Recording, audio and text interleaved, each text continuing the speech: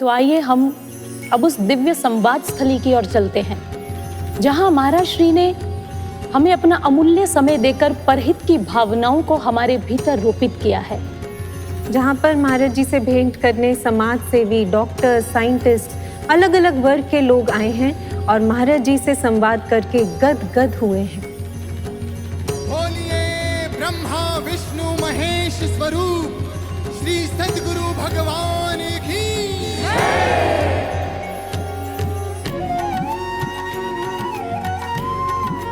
इसी कुटिया में महाराज जी को एक स्क्रिप्ट राइटर के रोल में भी देखा है, एक डायरेक्टर के रोल में, जब महाराज जी ने डीप कॉन्सेप्ट्स पर बेस्ड बड़े बड़े नाटकों की रूपरेखाएं तैयार कराई। तो आज हमारा ये परम सौभाग्य है कि पुनः गुरुदेव की कृपा से हम एक ऐसा प्ले देखने जा रहे हैं जो कि महाबुद्ध के उस जीवन के पक्ष को उजागर करता है, एक ऐसे कॉन्सेप्ट पर बेस्ड है जिसे आपने कभी किसी अन्य मंच पर नहीं देखा होगा। और हाँ, इसमें कोई भी प्रोफेशनल एक्टर नहीं है, इसमें गुरु महाराज जी के ब्रह्म ज्ञानी शिष्य ही पार्टिसिपेट कर रहे हैं। आए हम इस प्ले को देखते हैं।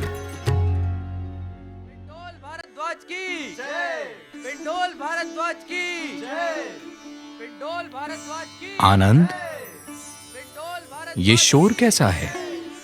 हे भंते, आज कुछ नगर वासियों ने आपके शिष्य पिंडोल भारद्वाज को आपके विषय में कटु वचन कहकर चुनौती दी है कि क्या वह लंबे गहरे धसे बांस पर रखे हुए चंदन पात्र को बिना बांस छुए उतार सकते हैं या नहीं। फिर पिंडोल ने आपकी कृपा से आकाश गमन सिद्धि का प्रयोग कर वह पात्र उस बांस पर से बिना छुए उतार लिया। उसके उपरांत फिर सभी नगर वासियों को आपकी कृपा का बोध हो गया और वह क्षमा मांगते हुए पिंडोल की जय जयकार करने लगे। प्रणाम शास्ता।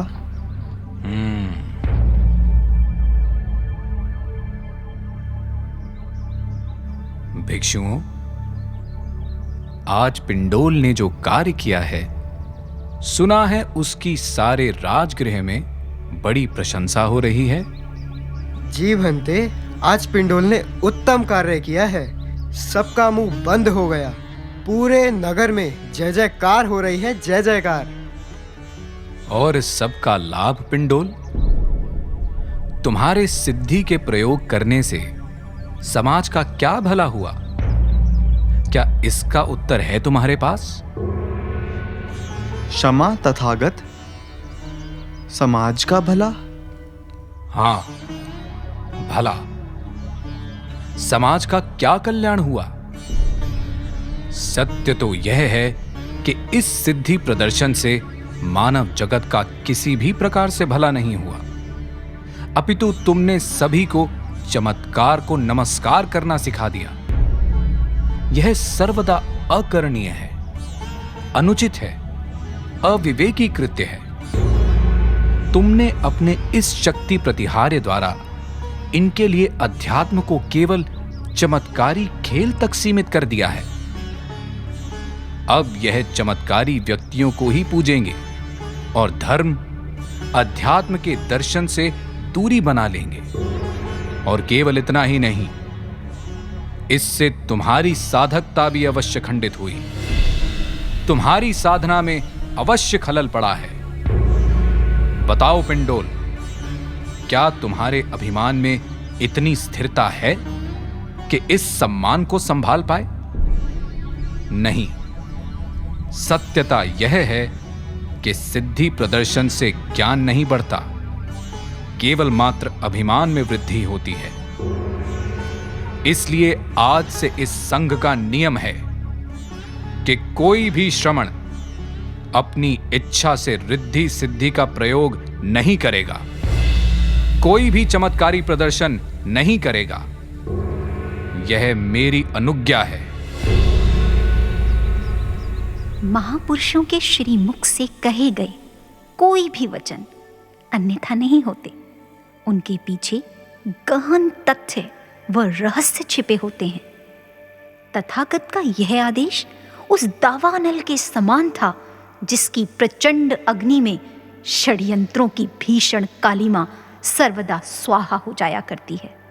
आइए देखते हैं कि ज्ञान की प्रज्वलित आभा उस गहन घोर कालिमा का किस प्रकार हरण करती है। ओम भट स्वाहा, ओम ह्रीं क्लीं क्लीं चामुंडाय विच्चे, ओम भट स्वाहा, ओम भट स्वाहा। मेरी तंत्र विद्या का घोर अपमान किया है इस बुद्ध ने। ऐसा मंत्र मारूंगा, ऐसा मंत्र कि उसकी पीढ़ियां तक थर्रा जाएंगी। ओम भट स्वाहा, ओम भट स्वाहा। अरे ना जाने ये कैसे धर्म का प्रचार हो रहा है? हमारे पूर्वजों के बनाए नियम खंडित हो रहे हैं। हमारी परंपराओं को, मान्यताओं को रूढ़िवाद कहकर बहिष्कृत किया जा रहा है। अरे ये भी कोई बात हुई है? यदि ऐसे ही चलता रहा तो राज दरबार में हमारी वर्षों की बड़ी प्रतिष्ठा पर प्रश्न खड़े होने लगेंगे। इतने श्रम से कमाया गया धन मुट्ठी में बंद रेत के समान फिसलने लगा है और हम सब असहाय होकर देख रहे हैं। परंतु अब और नहीं, अब और नहीं। हमारे योग को बाहरी योग बताकर सदियों से चली आ रही पूजन पद्धति को केवल कर्म कांड बताकर तिरस्कृत किया जा रहा है। ये तो हमारी संस्कृति पर कुठाराघात है और हम कुछ नहीं कर पा रहे। परंतु अब और नहीं। और ये सब उस बुद्ध और उसके देश भर में फैले अनुयायियों के कारण बीज वो बो रहा है और फल हमें खाने पड़ रहे हैं। यदि ऐसा चलता रहा तो हमारा अस्तित्व कब धूले दूसरे हो जाएगा पता ही नहीं चलेगा। इसलिए अब सामूहिक रूप से एकजुट होकर बुद्ध के विरुद्ध निर्णायक अभियान छेड़ना होगा। हाँ, निर्णायक अभियान छेड़ना होगा। हम सब तैयार हैं। हम सब तैयार हैं। बोलो हर हर महादेव, हर हर महादेव, हर हर महादेव, हर हर महादेव, जय काली, जय काली, ओम भट स्वाहा, ओम भट स्वाहा।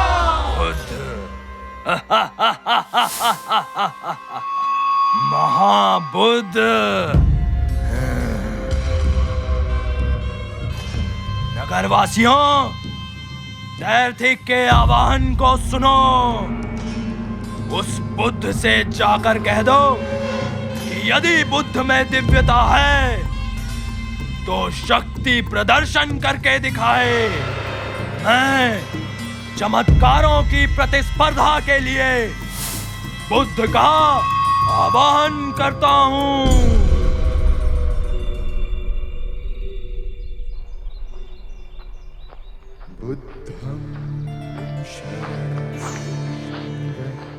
हे तथागत, राजा बिंबिसार दर्शन का अनुग्रह करते हैं।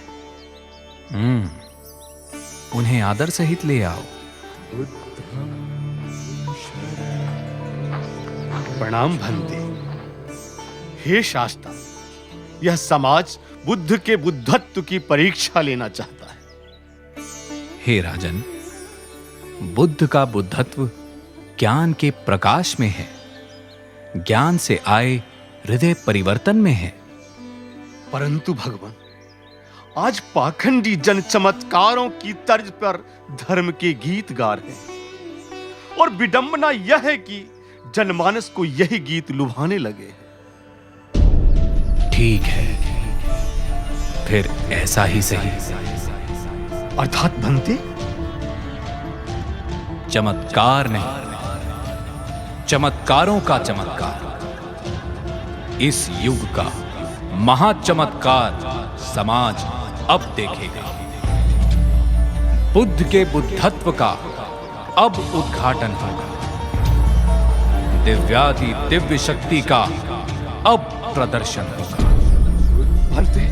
भंते, आपकी यह घोषणा सुनकर मेरा रोम रोम रोमांचित हो उठा है, पर एक दुविधा मन को घेर रही है।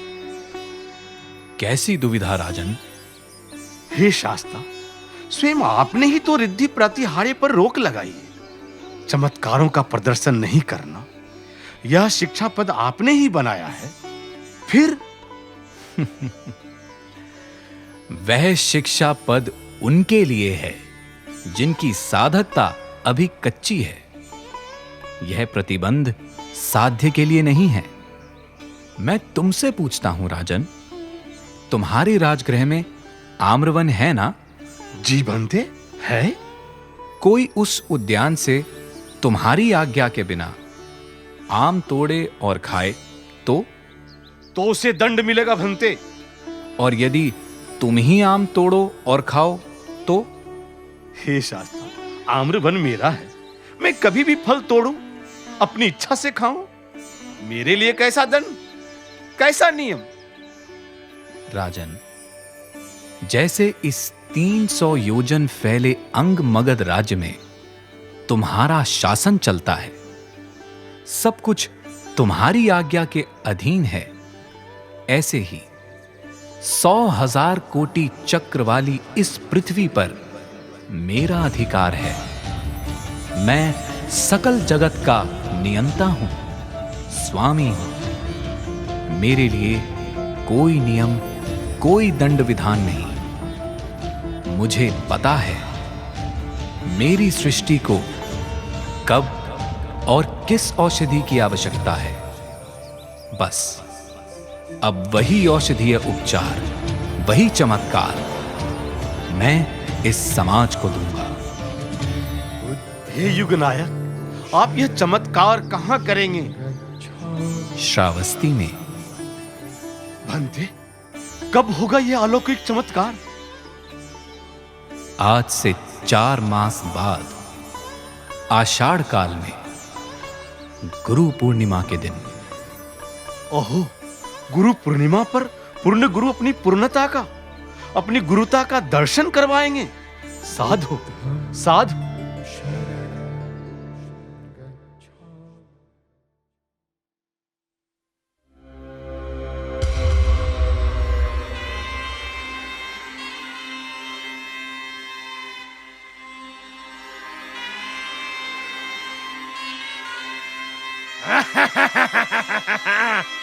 आखिर उस बुद्ध ने हमारी चुनौती को स्वीकार कर ही लिया। हमारी योजना सफल हो गई, सफल हो गई।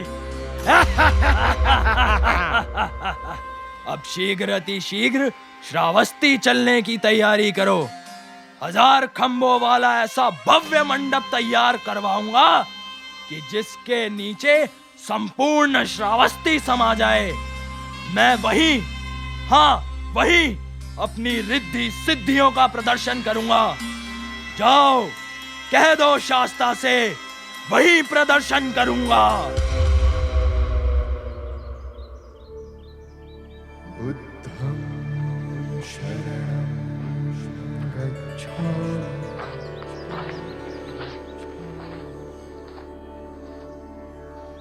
भंते, श्रावस्ती के राजा प्रसेनजीत संदेश लेकर आए हैं। कहो राजन, क्या संदेश है? हे तथागत, तैर्थिकों ने अपना मंडप बनवा लिया है। आपका मंडप मैं कहां बनवाऊं? आप किस स्थल पर अपना महाचमत्कार करेंगे भंते? गंडम रुख के नीचे।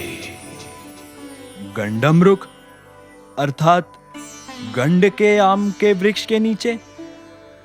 हे शास्ता, यह कौन सा आम्र वृक्ष होता है?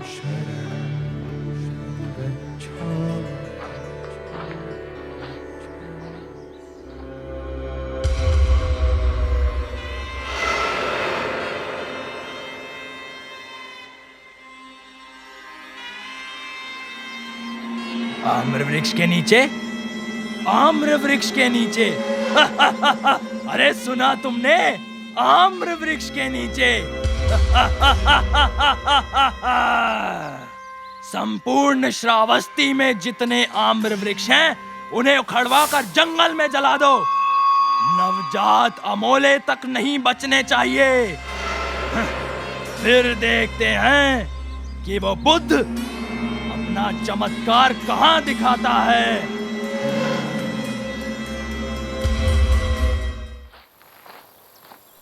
राज उपवन का माली होने का एक लाभ तो है, राजा को प्रसन्न करने का अवसर ढूंढ ही लेता हूँ।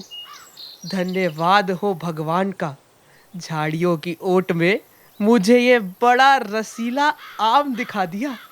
इस ताजे रसीले आम को जब राजा को भेंट करूंगा तो माला माल कर देंगे। हाँ हाँ, कितने प्रसन्न हो उठेंगे वे।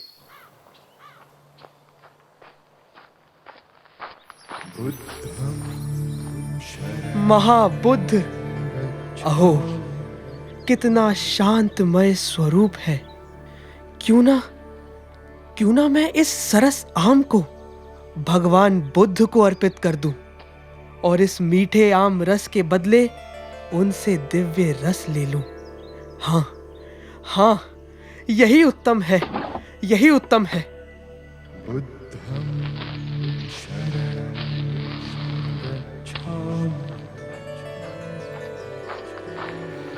हे भगवान, क्या आप मेरी ये भेंट स्वीकार करेंगे? हाँ गण, हम अवश्य ही तुम्हारे आम्र रस को ग्रहण करेंगे।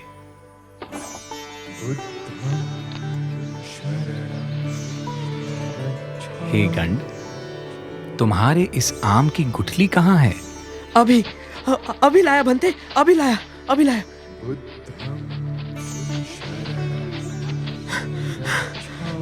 ये रही गुठली, लीजिए भंते।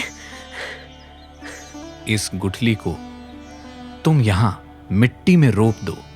जो आज्ञा शास्ता।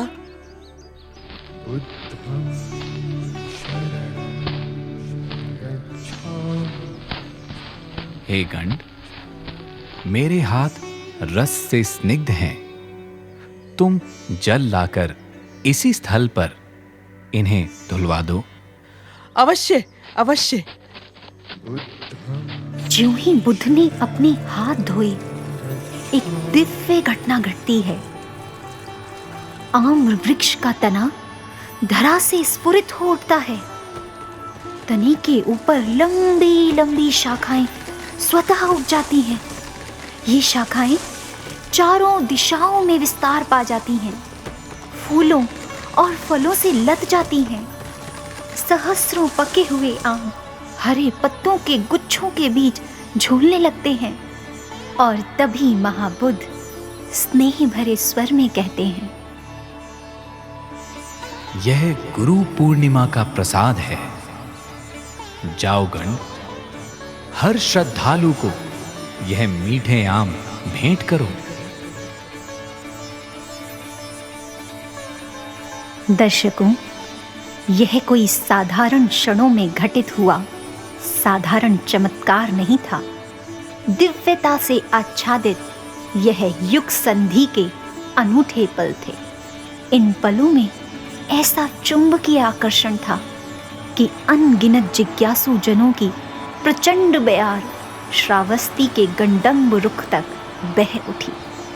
ऐसी हवा जो श्रावस्ती के पार दूर दूर के जनपदों को छू गई। महाबुद्ध 24 योजन तक फैले विशाल जन परिषद के बीचों बीच आ खड़े हुए।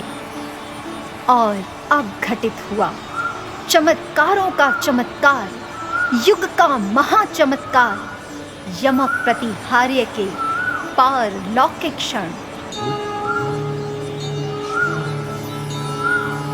दिव्य, पारलौकिक, अद्भुत ध्वनि वाले वाद्य यंत्रों के बीचों बीच महाबुद्ध विराट से विराटतर होते गए।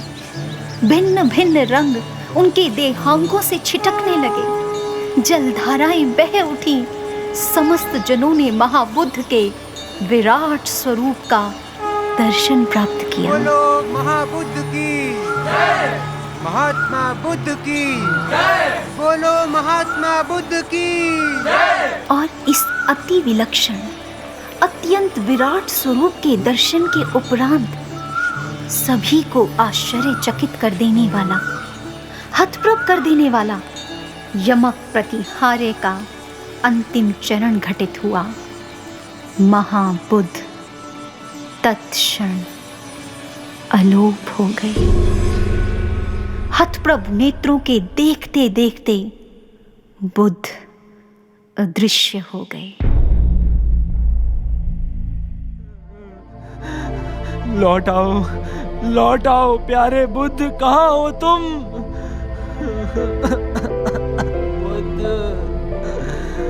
बुद्ध लौट आओ, बुद्ध,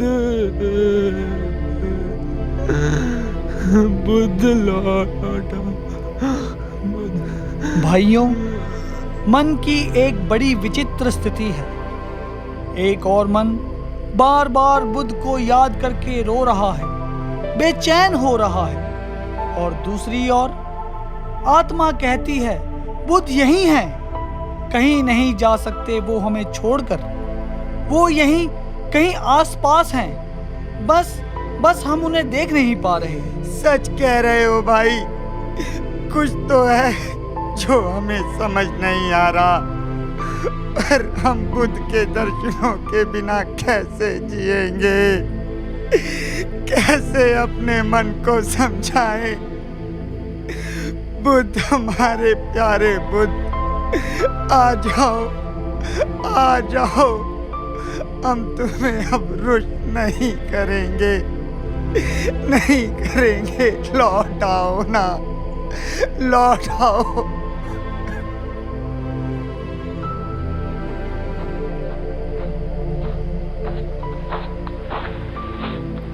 बुद्ध के प्यारे शिष्यों, उठो, यूं विलाप ना करो। ये रोने की नहीं, गर्व से भर जाने की वेला है। साधना की असीम गहराइयों में उतरने की पावन घड़ियां हैं ये। बुद्ध के आलोप होते ही समस्त भिक्षु समाज अखंड साधना में रत हुए हैं। मैंने और अनुरुद्ध ने जो अति दिव्य अनुभव किए हैं, उन्हें ध्यान से सुनिए। हाँ, भिक्षु मोदगलायन उपयुक्त कह रहे हैं। हमने स्वयं साधना में अनुभव किया है कि हमारे बुद्ध हमसे दूर नहीं गए हैं। अरे, वे तो ज्ञान की सर्वोच्चतम सीढ़ी के स्वामी हैं। पृथ्वी से दूर दिव्य लोक के त्रयस्त्रिज भवन में पांडु कंबल शिला पर इस समय महाबुद्ध वहीं पर हैं। क्या? परंतु किस प्रयोजन से हमारे बुद्ध वहां गए हैं? बताओ मोदगलायन। महाबुद्ध गए हैं देवों को अभिधर्म पिटक की देशना देने, पृथ्वी पर अलौकिकता को बनाए रखने और इस धरा पर दिव्यता आच्छादित करने के लिए महाबुद्ध गए हैं। देखा देखा देखा, मैं ना कहता था वे हमें यूं असहाय छोड़कर नहीं जा सकते। हे अनुरुद्ध, अब ये बताओ कि उनका ये कार्य कब पूर्ण होगा? हमारे बुद्ध हमारे पास कब लौट कर आएंगे? कब लौट कर आएंगे, बताओ ना। जब महाबुद्ध के दिव्य, अति दिव्य लक्ष्य पूर्ण हो जाएंगे तो वे हमारे बीच पुनः लौट आएंगे। सत्य कथन है यह, और बुद्ध के इस आलोप काल में हम सबका शिष्य धर्म है निष्ठा और धैर्य के साथ उनके दिखाए मार्ग पर चलते रहना, उनकी हर एक आज्ञा का अनुसरण करते हुए ध्यान साधना करते रहना। और इन अनमोल क्षणों में हमें बुद्ध के कहे हुए वचनों को स्मरण रखते हुए उनकी प्रतीक्षा करनी है। बुद्ध ने एक बार कहा था कि मेरे पीछे से मोदगलायन धर्म देशना देगा और चुल अनाथ पिंडक सभी के आहार विहार की व्यवस्था देखेगा। साधु साधु। महाबुद्ध के अनुयायियों के लिए यह काल परीक्षा का काल था, असीम विश्वास, धैर्य और श्रद्धा की परीक्षा। लौटा मेरे प्यारे बुद्ध, लौटा। बौद्ध अनुयायियों के लिए घोर संघर्ष के पल थे ये। कुछ इस संघर्ष में जीते तो कुछ हार गए। जो जीते वे बने रहे, जो हारे वो चले गए। दिवस पर दिवस, माह पर माह बीतते चले गए। महाबुद्ध ना आए, परंतु जो दृढ़ साधक थे वो अपने कर्तव्य पथ पर बिना किसी संशय के बढ़ते रहे और अपने प्यारे बुद्ध का इंतजार करते रहे।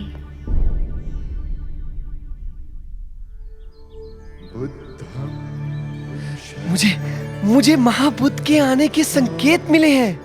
हाँ आयुष्मान, आज मुझे भी तथागत ने प्रातः काल ही दर्शन देकर कहा कि मेरे लौटने का समय हो गया है, शीघ्र तैयारियां करो। अर्थात प्रतीक्षा की घड़ियां समाप्त होने जा रही हैं।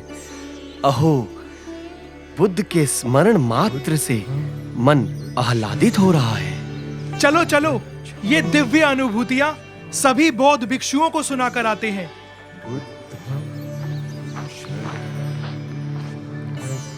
आनंद के दिव्य पल निकट हैं।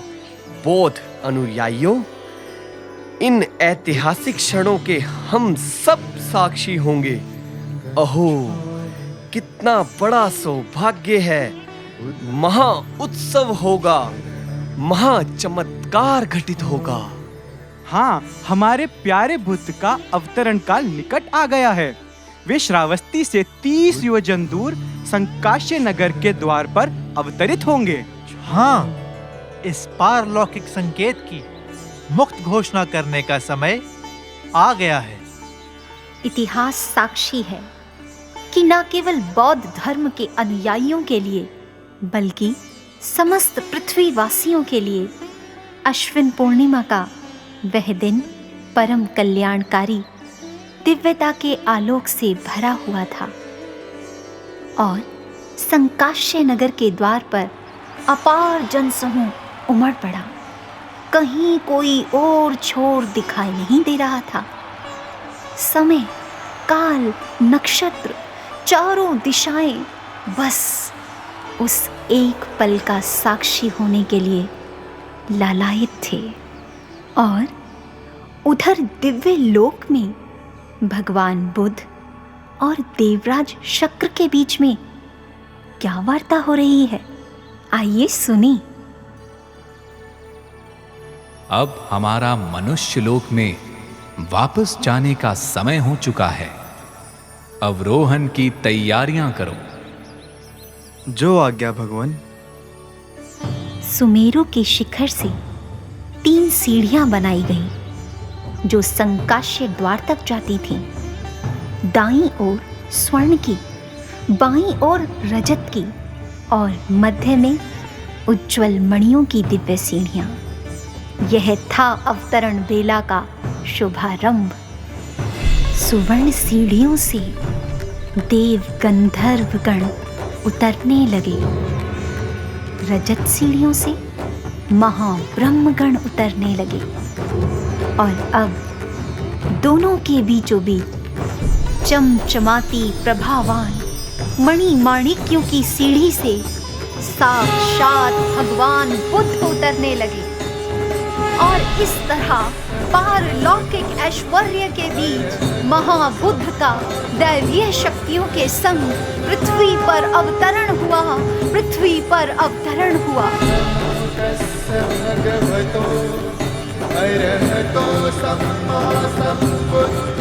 भगवान बुद्ध की, महाबुद्ध की। पुनः इस छत पर प्रसाद लुटाते हुए देखना चाहते हैं। हम फिर से अपने उन अनमोल पलों को जीना चाहते हैं महाराज जी। मीठी बातों से फिर